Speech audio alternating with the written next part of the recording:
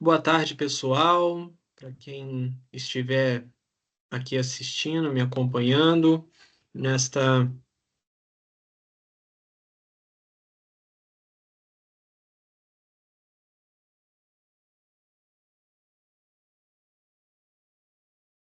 tive um probleminha aqui. Boa tarde novamente para você que irá acompanhar essa gravação da monitoria de processo civil. Vou dar uma ajustadinha aqui na minha câmera para conseguir ficar melhor. Bom, hoje nós iremos focar um pouco mais na em trabalharmos uma espécie de revisão, tendo em vista que nós estamos chegando no período da prova integrada. E então eu gostaria de repassar tudo o que foi visto como conteúdo até esse momento. E hoje nós iremos trabalhar como proposta a teoria geral dos recursos e os recursos em espécie que nós vimos até o momento, até o recurso especial. Então, nesse caso, nós iremos tratar sobre o recurso de apelação, o agravo de instrumento, o agravo interno, os embargos de declaração, o recurso ordinário e o recurso especial. Tudo bem?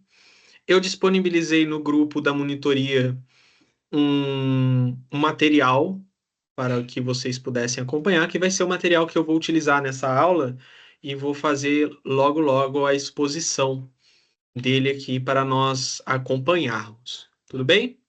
Eu vou compartilhar a minha tela aqui e num instante vocês verão o material proposto para essa aula. Bom, tá aí na tela. Como eu disse, nós iremos focar nessa aula da monitoria, nós iremos focar nossos esforços em revisar o conteúdo focando na prova integrada. A prova integrada, que é aquela prova longa que a gente sempre faz, né? O pessoal já está no quinto semestre, terceiro ano, já está bastante acostumado a fazê-la. E tentei trazer aqui os temas que julgo que podem cair na prova e que seriam interessantes vocês saberem, tanto para essa prova quanto as que virão aí nas posteridades. Então, nós iniciamos vendo sobre a teoria geral do recurso e eu trouxe aqui aquilo que nós vimos na aula 1 da nossa monitoria, que é justamente o que traz Marcos Vinícius Rios Gonçalves na sua doutrina, que é a classificação, o que é, o que são os recursos, melhor dizendo.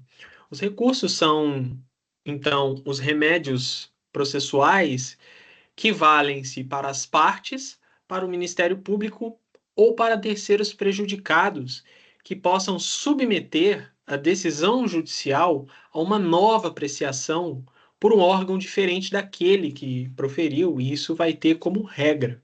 Então, nós vemos que os recursos nada mais são do que ferramentas dentro de um processo cujo qual consegue remeter uma decisão para uma nova apreciação e assim, eventualmente, dirimindo qualquer tipo de prejuízo a qualquer uma das partes. Então, nós teremos que sempre vai ser uma parte vencida, ou o Ministério Público, ou um terceiro prejudicado, sendo que esse terceiro precisa comprovar que ele tem interesse efetivo na relação processual.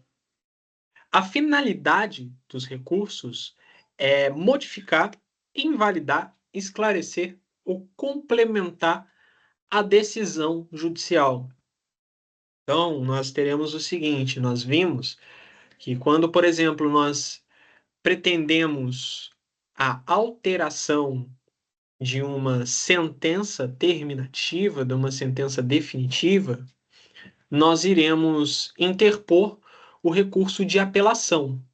E o recurso de apelação, ela terá como intuito modificar, invalidar aquela sentença. Então, mas também no mesmo sentido e de igual modo, também tratamos de um recurso, nós podemos opor embargos de declaração contra uma sentença ou contra outras decisões judiciais, visando o esclarecimento ou a complementação daquela decisão. De igual modo que veremos, quando formos tratar destes recursos, em quais são as questões que são cabíveis e também dos seus pormenores. Tudo bem? Trouxe aqui para vocês, quanto às características dos recursos, nós podemos observar que o recurso, numa linha processual, você tem a fase de cognição, que é a chamada o processo de conhecimento como um todo, e nessa fase você vai ter as fases iniciais, vai ter a fase instrutória e a fase decisória. Então, dentro das fases do processo, você vai ter os recursos que cabem às decisões interlocutórias, que tem um rol muito especificado e tudo mais. Você vai ter as decisões, que são as sentenças, e contra elas você vai ter o recurso. Mas cabe dizer que a interposição de um recurso, ela se dá na mesma relação processual. Principalmente desde o Código de Processo Civil de 2015, isso fica muito evidenciado, ou seja, você não cria uma nova relação processual para que seja analisado o seu recurso. Ainda que seja alguma coisa de um processo por dependência, você vai ter a mesma relação processual. A interposição do recurso, por sua vez, ela vai vir com o condão de impedir ou retardar a preclusão ou a coisa julgada. No caso, a preclusão é justamente a perda do direito de vindicar algum direito que você tem. Ou seja, se você tem um prazo para interpor um recurso, vencido esse prazo, seu direito precluiu. Seu direito não existe mais. Ele deixa de existir por conta do decurso do tempo. E a coisa julgada, a sentença tem o poder de tornar coisa julgada material. Então, a partir daquele momento, em regra, salvo nas exceções trazidas em que é cabível a ação rescisória, a coisa julgada materializada, ou seja, a sentença, ela não poderá ser revisada de outra maneira. Tudo bem? O recurso é a ferramenta, a forma para corrigir a forma e o conteúdo, né? Quando houver o erro em judicando ou o erro em procedendo. Quando tiver um erro de juízo, de julgamento, ou quando tiver um erro de procedimento, de processo, os recursos eles se valerão para tais correções. E o processo em si, ele tem um momento para se trazer fatos novos, para esclarecer fatos, para conteúdo probatório, etc. Nos recursos não é, em regra, esse momento, salvo quando se for trazido por alguma questão de força maior que não foi trazida anteriormente. Ou seja, em caso que uma situação nova precise ser trazida dentro de uma fase recursal, precisa ser comprovado pela parte que esse fato novo não foi trazido anteriormente no momento adequado por uma questão de força maior. Tudo bem? A interposição ela geralmente acontece frente ao juízo que proferiu a decisão a ser atacada. Nós temos também o caso do agravo de instrumento, que é endereçado justamente e diretamente ao tribunal ad quem, que irá analisar, apreciar essa questão, e a decisão proferida em fase recursal poderá substituir ou anular a decisão ou a sentença que foi atacada. Tudo bem? Trouxe aqui também alguns princípios. Princípio da taxatividade. Esse princípio vai trazer que todos os recursos estão expressamente estabelecidos pela lei. Não existem recursos esparsos, não existem recursos que podem ser inventados ali no momento do processo, porque todos estão estabelecidos pela lei, eles estão regrados no ordenamento jurídico brasileiro. O princípio da singularidade vai trazer que para cada pronunciamento judicial só caberá um recurso específico. E aqui eu trago um quadrinho, um esquema para vocês, para que fique fácil de se decorar, bem visual. Então vocês vão ver que contra a sentença caberá apelação, contra decisões interlocutórias caberá agravo de instrumento.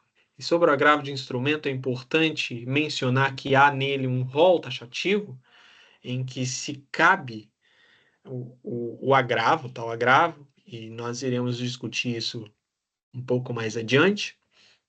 Contra as decisões monocráticas de tribunal caberá agravo interno.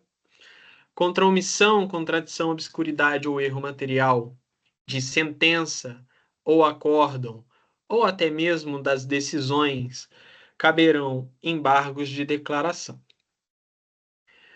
Não está nesse quadro, mas nós veremos também sobre os outros instrumentos, que é o recurso ordinário e o recurso especial. E contra o RO, ele vai caber contra mandado de segurança, habeas data e contra mandado de injunção, normalmente proferidos pelo STF ou pelo STJ, são de competência do STF e STJ, mas proferidos pelos tribunais estaduais ou federais. No caso, o STF vai apreciar daqueles apreciados pelos tribunais superiores e o STJ irá apreciar pelos graus, pelos juízos de segundo grau, sendo ele federal ou estadual. Tudo bem? Temos como princípio a proibição da reformácio in pejus. O que significa dizer isso?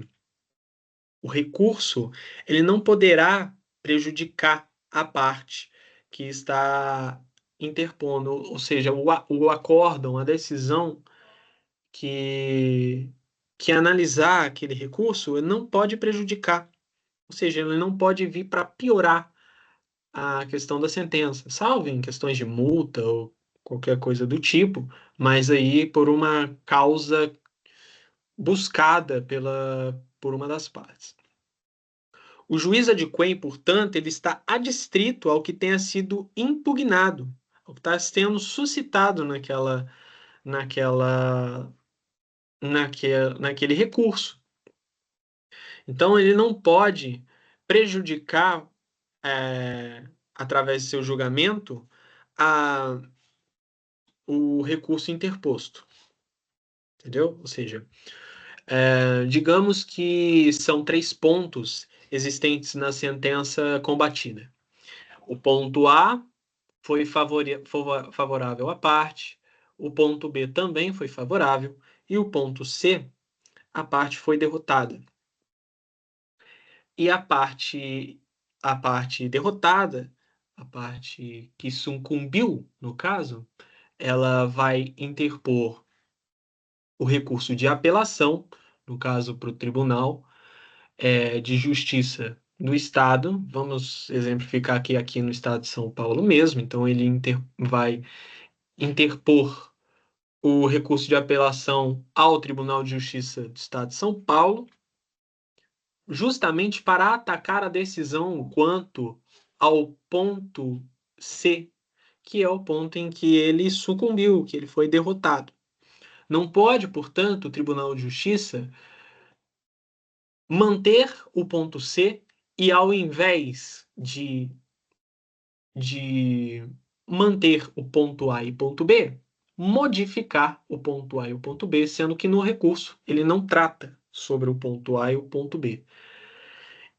Ou seja, um exemplo bem hipotético, um exemplo bem prático, caso isso aconteça, você tem uma violação de um princípio geral da, dos recursos. Então, aqui você tem uma irregularidade.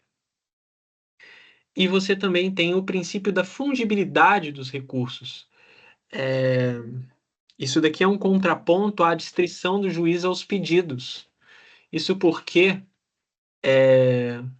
o juiz ele poderá definir o melhor recurso cabível, caso a parte não tenha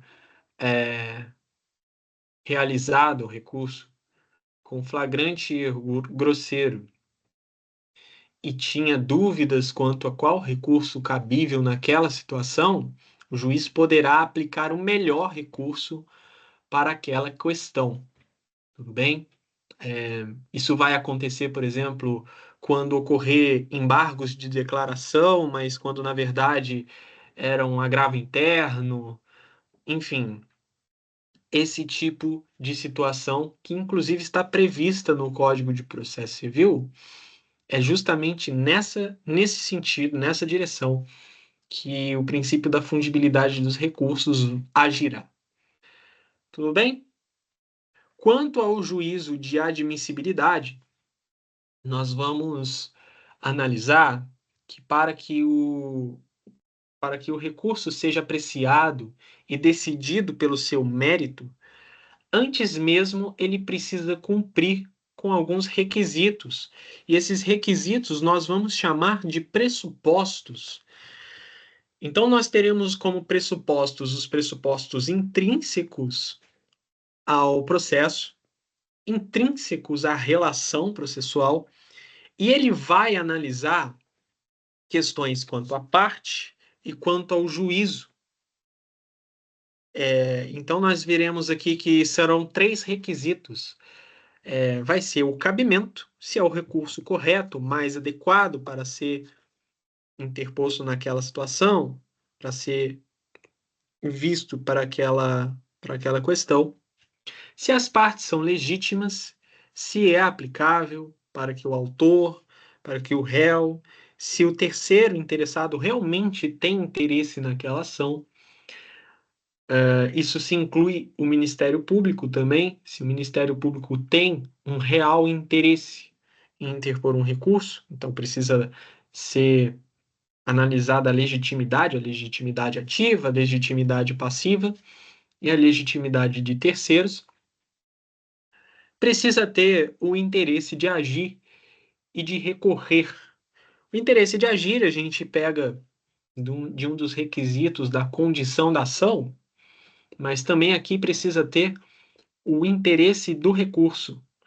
Não pode somente ser uma. Deixa eu ver. Oi, Maria, tudo bem? Oi, tudo bem? Tudo jóia.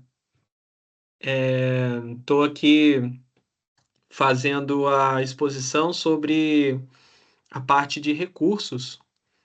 E você tem alguma dúvida? Você quer fazer alguma consideração? Você precisa que retorne a algum ponto? Não, tranquilo, pode continuar. Posso continuar? Tudo bem. Qualquer coisa você fala, tá bom? Tá bom, obrigada. Nada. Bom, então aqui continuando, nós temos aqui como pressupostos intrínsecos os três requisitos, que é o cabimento, quanto ao recurso mais correto a ser aplicado, a legitimidade e quanto ao interesse de agir e de recorrer. Ou seja, o, o recurso, além de ser o recurso cabível, ele não pode ser um recurso protelatório. Ele precisa extrair um proveito daquela questão, daquela relação processual.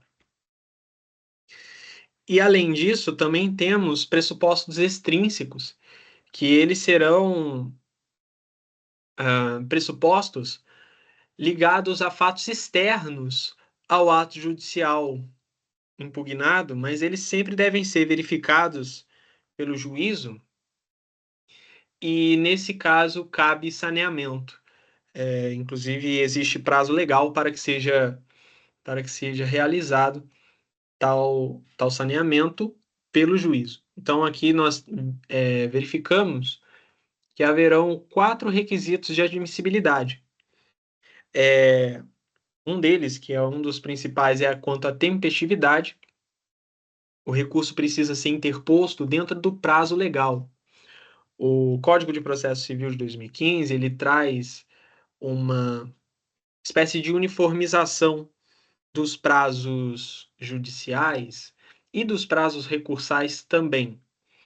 Ou seja, você tem uma certa uniformidade quanto ao prazo de 15 dias, exceto nos embargos de declaração, que os embargos devem ser opostos dentro do prazo de 5 dias. O preparo são os valores, são as custas judiciais recolhidas pela parte que está interpondo o recurso, e no momento da juntada é necessário que se comprove as custas, e quando se trata de recurso especial, por exemplo, você vai ter uma custa a mais, que é a chamada custas de remessa e retorno. Mas ela só vai ser necessária no caso de processo físico. Ela é dispensada pelo próprio Código e pelo próprio tribunal, pelo próprio regimento interno do Superior Tribunal de Justiça. Ela é totalmente dispensada aos processos eletrônicos. Você precisará também analisar a regularidade formal. Precisa ter na peça de interposição do recurso, precisam vir acompanhadas as razões pelo qual o sucumbente interpõe aquele recurso visando modificar aquele julgado, e precisa obedecer os específicos requisitos definidos pela lei. E, além disso, não pode ter nenhum tipo de fato impeditivo ou extintivo de direito de recorrer. Ou seja, aquela pessoa que em outro negócio jurídico tenha a, aberto mão do seu direito de recurso, ou seja, uma pessoa abriu mão do seu direito de recorrer, essa não tem mais a possibilidade de interpor recurso. Ou seja, e também tem que se considerar que a aceitação da decisão judicial, sendo ela expressa ou tácita, também vai configurar a inexistência de fato impeditivo, a existência, melhor dizendo, de fato impeditivo ou extintivo do direito ao recurso.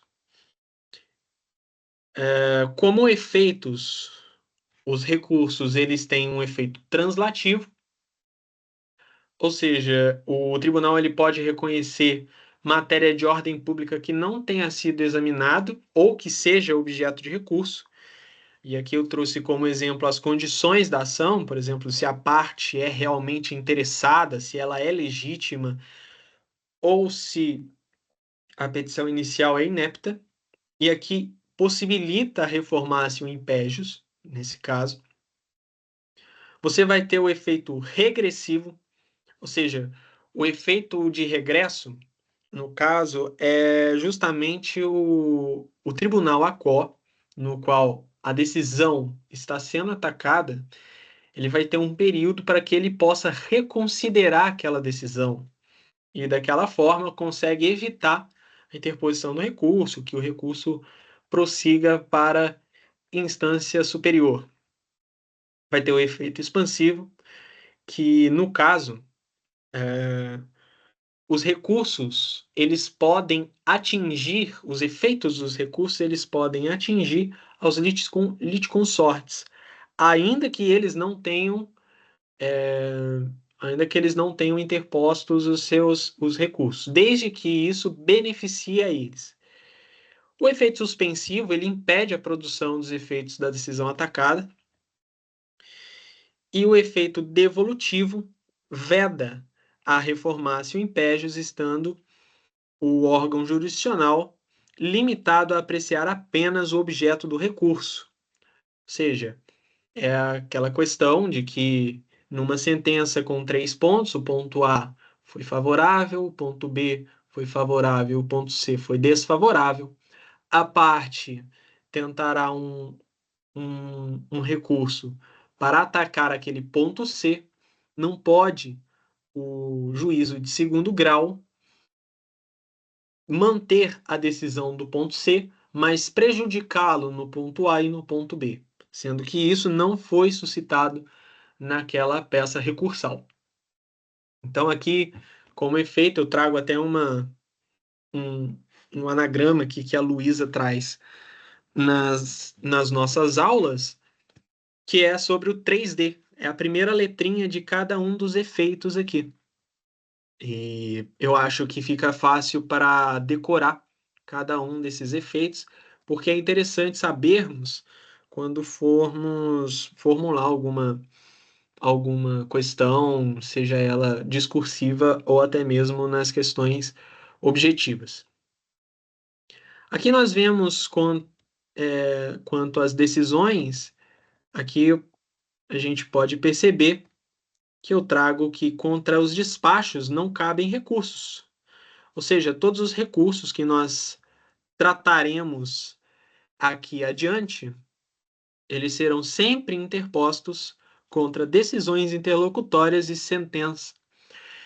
O, o despacho, ele sempre poderá ser trazido, suscitado como preliminar numa, num recurso de apelação, mas ele não poderá ser tratado com recurso específico. Não existe recurso específico para despacho. Inclusive, é o que diz o artigo 1001 do CPC. E agora, tratando um pouco mais sobre o Código de Processo Civil, nós vemos no artigo 994 que são cabíveis os seguintes recursos: recurso de apelação, o agravo de instrumento, o agravo interno, os embargos de declaração, recurso ordinário, recurso especial, recurso extraordinário, agravo em recurso especial ou extraordinário e os embargos de divergência.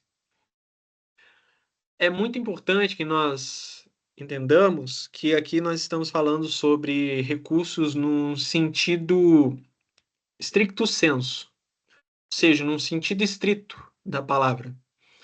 Nós estamos tratando dos recursos como ferramentas processuais para atacar decisões judiciais.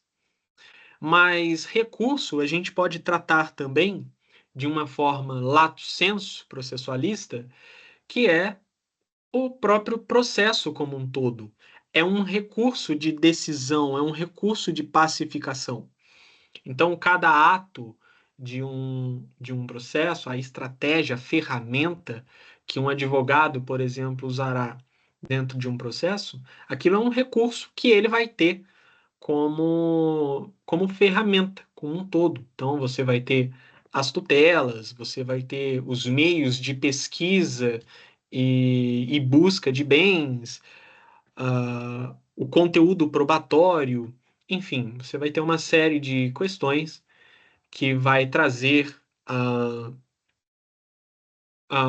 ao mundo processual o sentido lato sensu dos recursos. Então, aqui, no artigo 994, nós vemos os recursos em sentido estrito. E quanto a cada um desses recursos aqui, é o que nós iremos verificar hoje. Então, eu trouxe aqui também algumas considerações de modo geral que estão nas disposições gerais antes mesmo do código tratar sobre os recursos. E algumas coisas até que já foram ditas aqui anteriormente. Nós vemos que, em regra, os recursos não impedem a eficácia da decisão, salvo se houver pedido de decisão judicial nesse sentido ou houver disposição legal. O que é isso? A partir do momento em que uma decisão, seja ela uma decisão interlocutória ou uma sentença, é proferida pelo juiz, ela já produz algum efeito, ela já produzirá algum efeito. Ela só vai deixar de produzir esses efeitos quando houver um pedido pela parte e houver uma decisão judicial concedendo esse pedido. No caso aqui, um pedido de tutela de urgência, e aqui você vai ter que observar o perigo de dano, né? O perigo de dano e a fumaça do bom direito, e o risco da demora, né? Claro. Então, nesse sentido, o que acontecerá é que o efeito, a eficácia, ela ficará suspensa, né? Ela não ocorrerá. E também quando houver disposição legal. E eu trouxe aqui como exemplo o efeito suspensivo da apelação. Nós vemos que, em regra, a apelação concederá efeito suspensivo à sentença, então isso está num dispositivo legal sobre aquele tema. Se eu não me engano, é o artigo 1017. Não me recordo de cabeça agora, mas adiante nós veremos sobre o tema. O artigo 996, os recursos são interpostos pela parte vencida, pelo MP, ou pelo terceiro interessado que comprovar interesse na causa. Aqui no 996, ele traz a quem se destina essa ferramenta dos recursos. Ou seja, ela será pela parte vencida, no sentido de a parte sucumbente, a ela surge o interesse de interpor um recurso na qual possa sanar, possa modificar aquela decisão que lhe prejudicou pelo Ministério Público, quando houver dentro de sua óbice, daquilo que lhe convém, ele julgar necessário que precise entrar com um recurso, interpor o recurso, ou por terceiro interessado. E a esse surge uma questão interessante, que ele precisa comprovar o interesse na causa. Não basta apenas ser por exemplo, o marido entrando com um recurso porque a esposa perdeu num processo. Não, ele precisa comprovar que ele tem um interesse econômico, um interesse patrimonial naquela causa e ele tem uma relação naquele negócio jurídico que está sendo discutido. Cada parte vai interpor o seu recurso dentro dos prazos legais e nesse sentido, nós veremos a possibilidade do recurso adesivo, que é a interposição de recurso em igual prazo de contrarrazões. A parte não.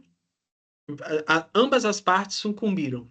Tem pontos que não venceram e tudo mais. A parte A interpõe o seu recurso e até que a parte B produza a sua resposta e protocole a sua resposta, ele poderá, em igual prazo, protocolar o seu recurso adesivo. No caso de uma sentença, o recurso adesivo de apelação. Então, isso é uma chance, digamos assim, que o legislador trouxe para a parte sucumbente, de que ele possa mudar de ideia e possa, se julgar necessário, interpor um recurso. Aqui também temos que, tanto para desistência ou para renúncia do direito de recorrer, não depende da anuência da parte recorrida. A aceitação expressa ou tácita retira o direito de recurso, não cabem recursos no despacho e a apelação, a impugnação, melhor, perdão, ela poderá ocorrer no todo ou em parte daquela decisão. Ou seja, né, foi como eu disse, numa sentença que ela dá parcial provimento, ela não necessariamente precisa ser discutida por completo, ela pode ser discutida apenas naquilo que foi prejudicado. E de igual modo, se numa sentença, 3 pontos de novo, só o ponto A foi procedente para a parte, o ponto B foi improcedente, o ponto C também foi improcedente, caso a parte só queira discutir o ponto C, tudo bem. Ela não precisa nem se justificar do porquê ela está entrando com aquele recurso. Na interposição é necessária a comprovação do preparo e do porte de remessa e retorno. No caso, o porte de remessa e retorno, ele será necessário apenas para os processos físicos, os processos digitais, os processos eletrônicos, eles dispensam o porte de remessa e de retorno. E a comprovação do preparo precisa estar nos autos, juntamente com a peça de interposição, sob pena de deserção. Contudo, nós verificamos também no artigo 932 que o juiz precisará conceder prazo de 5 dias para que seja juntada aos autos a complementação ou até mesmo a comprovação desse preparo, a guia acompanhada com o comprovante de pagamento. E o acórdão, ele tem um condão de substituir a decisão impugnada no que couber o objeto do recurso. Bom, então, num ponto, numa sentença em que o ponto C foi improcedente, foi discutido e revertido em segundo grau, a sentença no que foi procedente continuará valendo e o acórdão suprirá, melhor dizendo, e vai suprimir também aquela decisão improcedente para valer a decisão procedente. Tudo bem? Aqui nós continuamos e agora nós entramos nos recursos em espécie. É importante nós entendermos a nomenclatura em que nós sabemos que o apelante é aquele que interpõe o recurso e o apelado é a parte contrária que responderá. Não necessariamente o apelante vai ser o autor da ação ou o apelado vai ser o réu. Não necessariamente. Você vai ter casos em que o apelante é o réu da ação. Então, nesse sentido, é muito importante que possamos entender essa questão. O cabimento contra sentenças que que põem fim ao processo, sejam elas terminativas ou definitivas. Tudo bem? Questões resolvidas em fase de conhecimento que não cabem a agravo de instrumento serão suscitadas em preliminares na contestação. Ou seja, aquelas questões que foram tratadas que não é cabível um agravo de instrumento, elas serão tratadas na apelação em preliminares. E se essas questões foram suscitadas, abrirá prazo de 15 dias para o apelante responder. Ou seja, o prazo legal de resposta da apelação se dá em 15 dias. O nome técnico para a resposta à apelação é de contrarrazões. Como estrutura, a gente tem uma peça de interposição que se endereça ao juízo ACO e outra peça, que se chama peça de razões, que vai ser endereçada ao juízo adquem. O juízo ACO é o juízo que proferiu a sentença. a sentença que será atacada. E o juízo aquiquem, no caso aqui da apelação, será o tribunal que apreciará e julgará o recurso. O código vai trazer que deverá conter os nomes e a qualificação das partes, a interposição dos fatos e do direito, as razões do pedido de reforma ou a decretação de nulidade de uma nova decisão. E vamos voltar às questões do prazo para a resposta, de 15 dias, é o prazo legal que nós verificamos em toda a parte do Código de Processo Civil, salvo exceções dispostas pelo próprio Código. Nós temos como nome técnico as contrarrazões. E se o apelado apresentar recurso à apelação, abre-se prazo de pedido para em garantia do princípio da defesa do contraditório, para assegurar ao contraditório também a parte que recebeu aquele recurso adesivo. Recebido o recurso no tribunal, o relator poderá para não reconhecer o recurso, negar provimento contrário e súmula do tribunal, e depois das decisões dar por contrárias acórdão ou a súmula do tribunal da o relator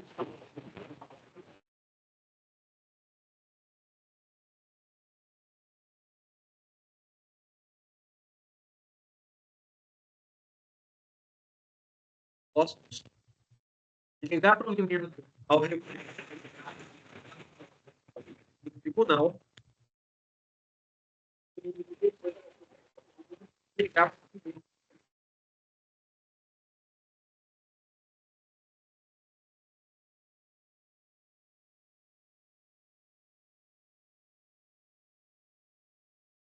o STF. E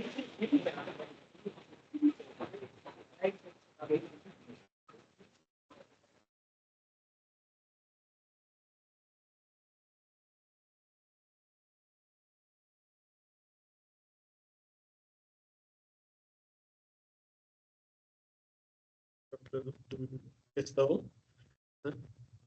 Ali se aplica de forma automática, digamos assim, salvo nos casos de alimentos, por exemplo, e aqui se tem um rol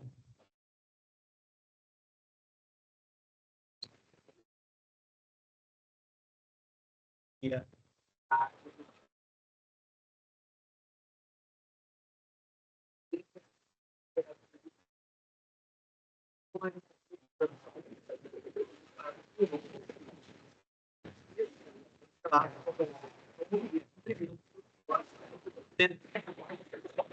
as pessoas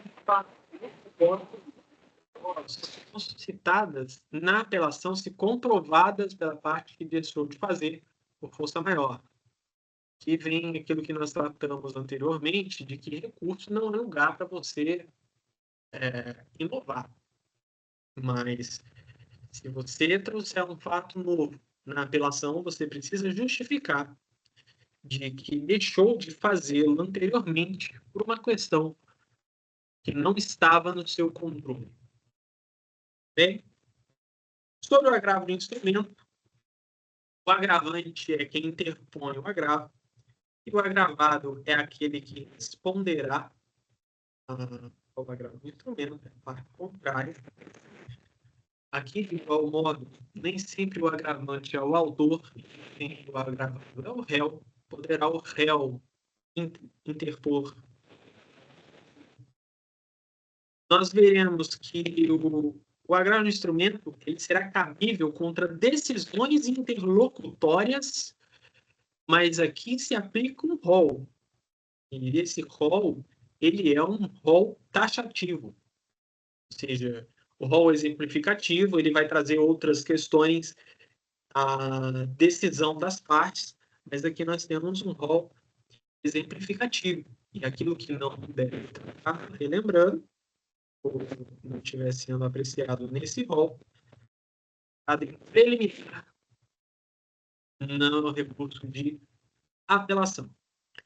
Então, caberá agravo de instrumento contra decisões interlocutórias que versarem sobre tutelas provisórias, o mérito do processo, rejeição da alegação de convenção de arbitragem e incidente de desconsideração da personalidade jurídica. Vamos lá. Quando a parte pede a concessão de tutela provisória, isso é decidido através de uma decisão interlocutória. Caso a decisão interlocutória negue a concessão da tutela provisória, caberá agravo de instrumento. Se quando no juízo de admissibilidade, lá no início do processo, por exemplo, o juiz fizer alguma decisão sobre o mérito, fizer alguma decisão interlocutória quanto ao mérito, mas não é uma decisão que põe fim ao processo, mas impulsiona o processo, e essa decisão seja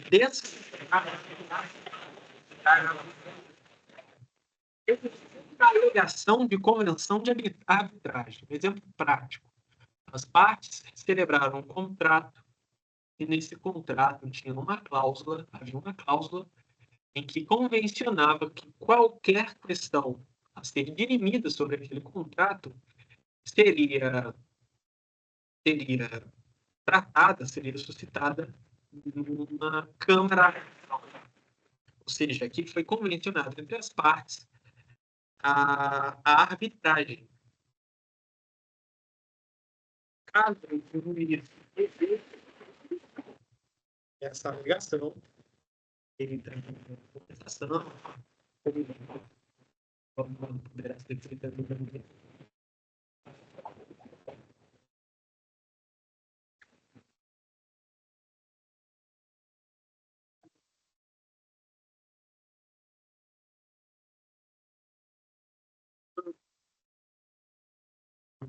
para atingir o patrimônio dos sócios,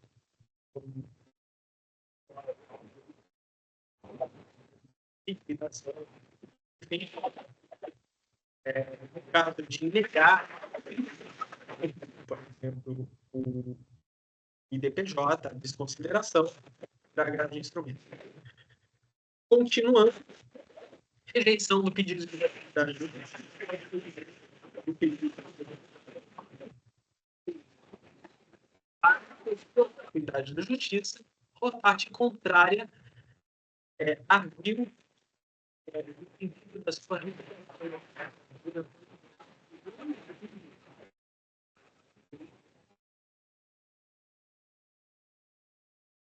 documento. Exibição ou posse de documento ou coisa, quando ele nega nesse sentido, exclusão de litisconsórcio ou rejeição do pedido de limitação do litisconsórcio. Partes podem ir para limitar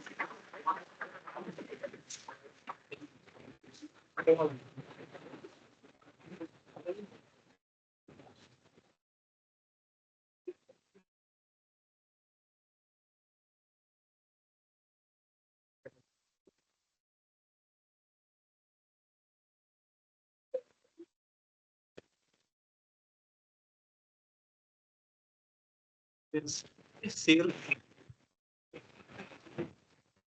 parte terceira interessada no processo que queira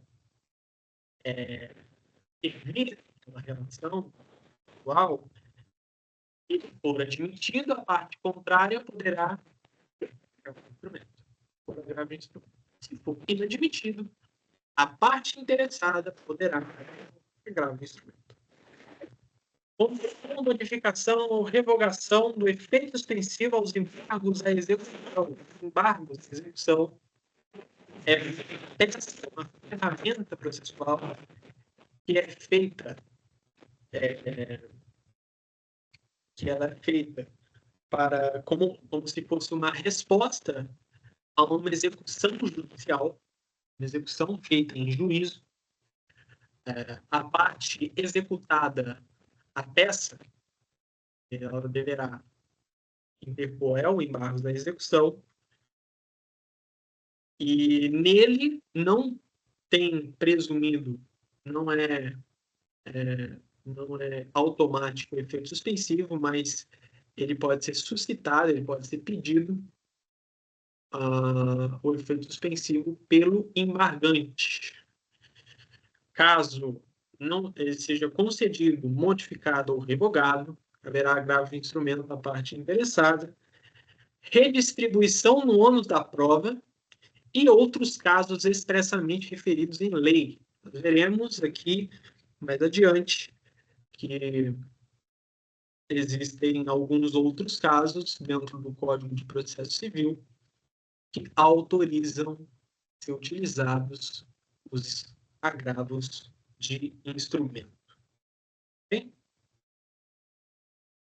Ele também é cabível em processos de inventário, nos processos de execução, na liquidação e no cumprimento de sentença. Isso vale ressaltar, porque não é simplesmente no procedimento comum. Aqui eu falo um pouco da estrutura da peça, vou avançar um pouco porque já estamos bem avançados. Aqui no item A, trago o que são obrigatórios, os documentos que são obrigatórios acompanhar no ato de interposição, no caso, as cópias da petição inicial, da contestação, a petição que ensejou a decisão agravada, a própria decisão e a certidão de intimação. Ou, caso não tenha algum desses documentos, uma declaração de inexistência. Isso daqui é válido apenas para processos físicos, porque antes se protocolava direto no tribunal, se enviava direto para o tribunal. E ele vinha instruído, isso aqui são peças instrutórias. O agravo de instrumento tinha que vir instruído do próprio instrumento, que é um processo principal. E as peças de instrução são justamente essas, as peças principais do processo, a decisão que está sendo atacada e a certidão, perdão, e a certidão de intimação da parte. E outras peças que o agravante reputar úteis também são autorizados, mas são facultativos. O comprovante de pagamentos de custas, ou seja, aqui se aplicam também os pressupostos extrínsecos e intrínsecos do recurso, inclusive do porte de remessa de retorno dos autos, que sempre se aplicam aos processos físicos.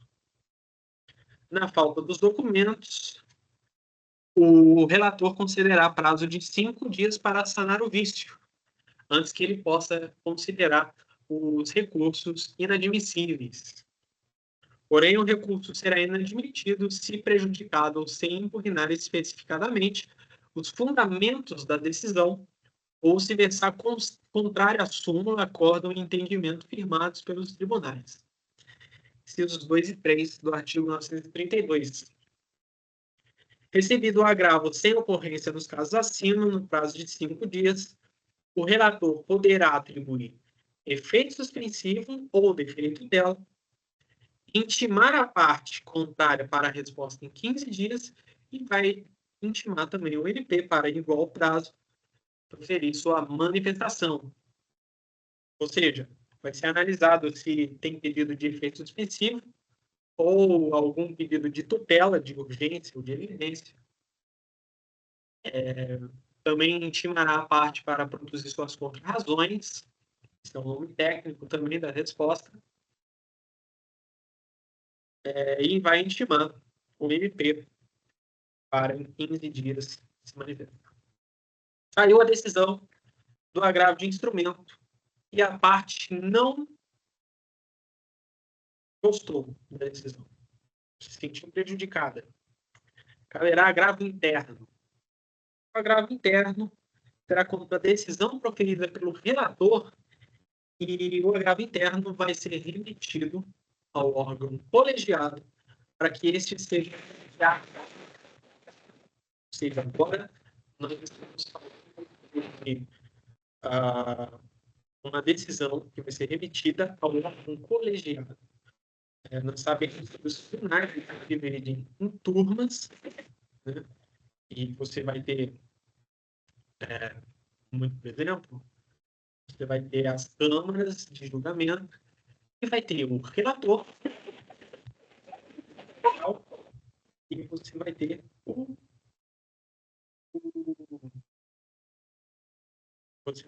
o relator, o vogal, e você vai ter o...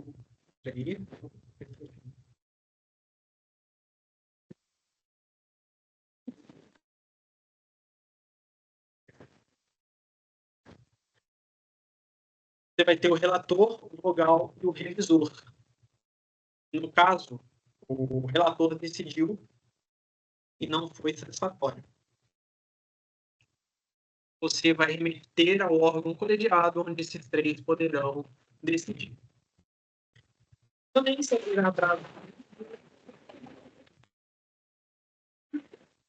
Esse daqui não muito. O órgão colegiado declarar o agravo inadimplente.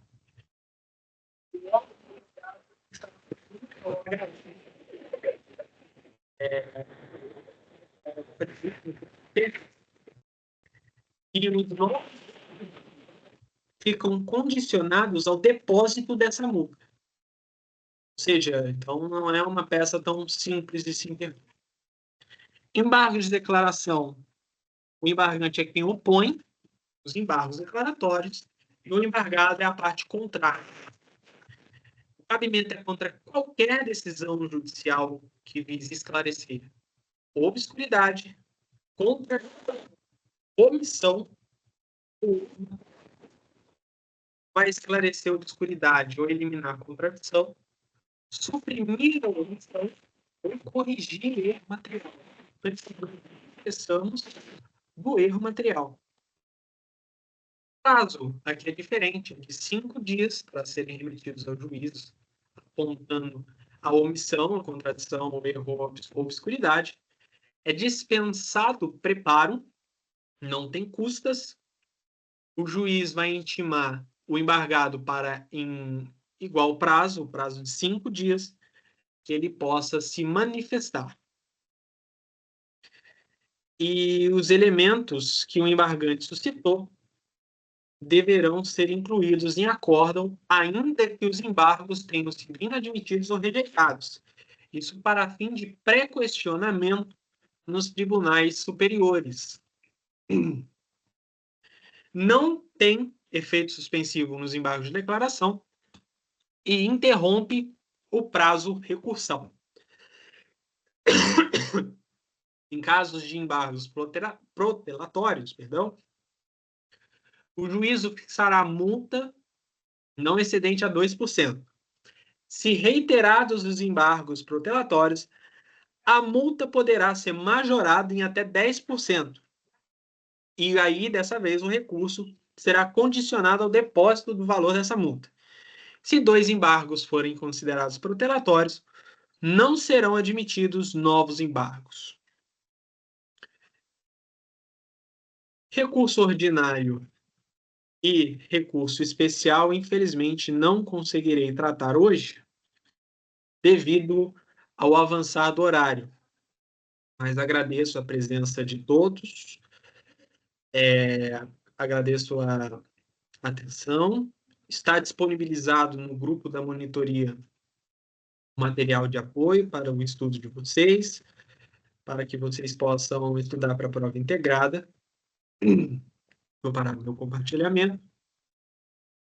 Qualquer dúvida, estou disponível no WhatsApp. E também estou disponível no Instagram, vocês conseguem encontrar tanto a mim quanto a Ana Clara Dainese. Será também realizado algumas questões com vocês, e eu agradeço imensamente a oportunidade e a atenção de vocês. Muito obrigado, pessoal. Tchau, tchau.